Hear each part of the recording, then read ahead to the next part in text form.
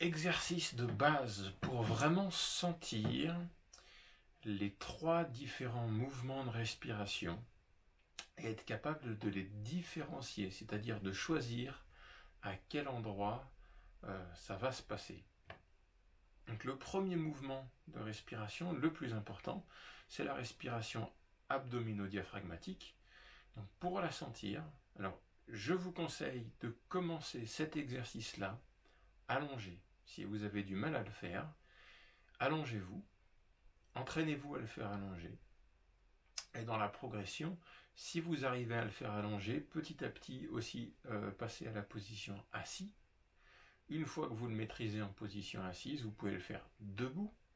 Et une fois que vous pouvez le faire en position debout, et bien vous pouvez le faire aussi en marchant. C'est l'objectif final d'être capable de respirer comme ça dans toutes les positions, dans toutes les situations.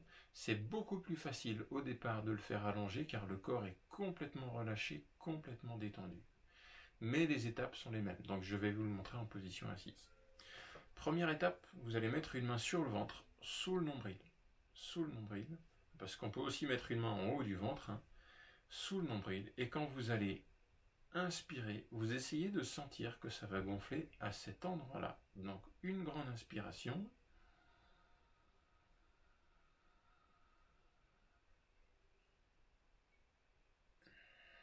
et on relâche à l'expiration. On inspire. Et si vous regardez bien, mes épaules ne bougent pas du tout. Et à l'expiration, le ventre s'aplatit.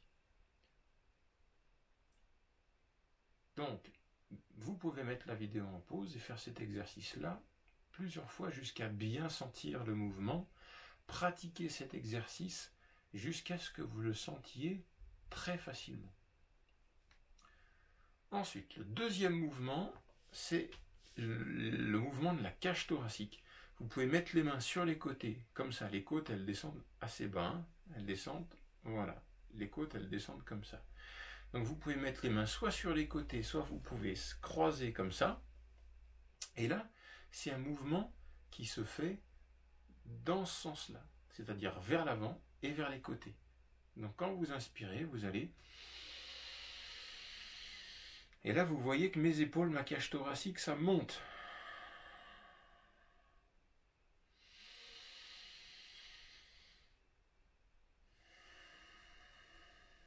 Si je reprends l'exercice d'avant, respiration par le ventre, les épaules et la cage thoracique ne bougent absolument pas. Si je respire avec les côtes,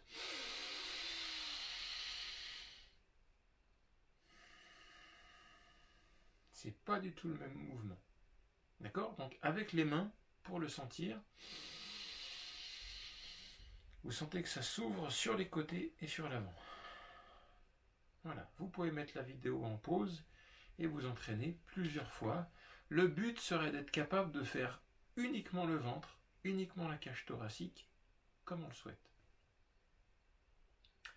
Et ensuite, le troisième mouvement de respiration, le dernier, qui est le plus difficile à sentir, c'est un mouvement qui se situe à ce niveau-là. Alors c'est la fin du deuxième, quand on gonfle les côtes, à la fin, on sent... Voilà, que ça monte à cet endroit-là, il y a même les muscles du cou qui se contractent, on peut les sentir en mettant la main ici, vous pouvez mettre la main sur les clavicules ou autour du cou, quand vous sentez que ça se contracte à cet endroit-là, c'est que ça monte jusqu'en haut de la cage thoracique.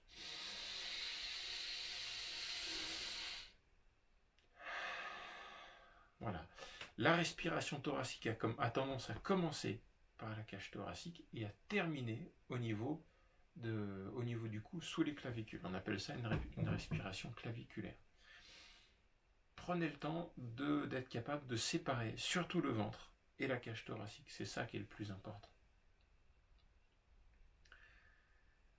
Ensuite, vous pouvez vous entraîner à faire un mouvement qu'on appelle soit la vague, soit la respiration complète, soit la respiration yogique.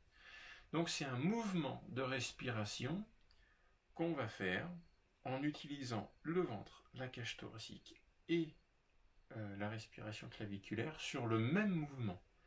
Si on prend une grande inspiration, qu'on inspire longtemps,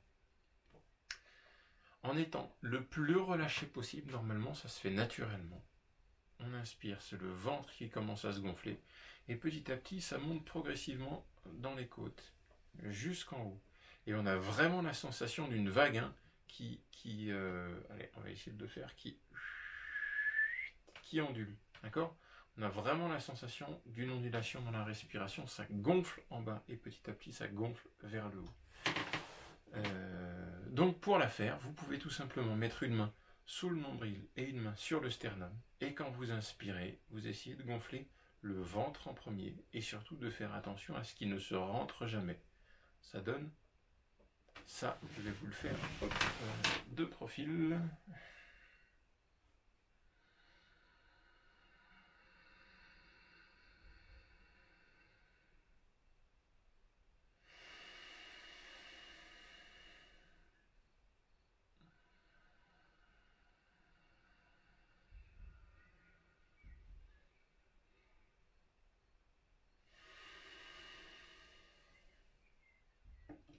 Voilà. C'est une respiration qu'on va ensuite utiliser dans tous les exercices comme la cohérence cardiaque, la respiration au carré, en pratiquant Ujjayi qui est détaillé dans la liste d'exercices. C'est vraiment la respiration de base et c'est un excellent exercice pour à la fois assouplir la cage thoracique et l'abdomen et renforcer tous les muscles. Donc s'il y a un exercice qui est vraiment indispensable, central, c'est celui-là, et on peut vraiment passer beaucoup de temps à l'entretenir et à l'améliorer. Donc pour terminer, cette respiration complète n'est pas une respiration naturelle au sens où c'est pas cette respiration-là qu'on utilise quotidiennement. Quotidiennement, c'est uniquement un mouvement du ventre. C'est une respiration qui ressemble à la respiration qu'on ferait en activité sportive, physique. Quand on a besoin de beaucoup plus d'oxygène, on va tout gonfler, tout vider. Mais c'est un exercice central dans l'apprentissage de la respiration.